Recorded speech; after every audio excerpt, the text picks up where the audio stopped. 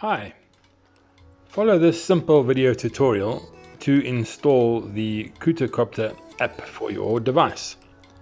Start by typing in cutacopter.net and come to this website. Push menu, click resources, and then click apps. Once you get to the app page, scroll up and click Cuta Copter app.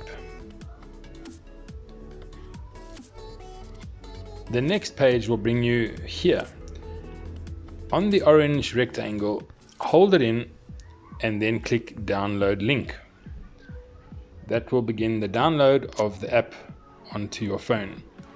Click OK to receive it. Check the download.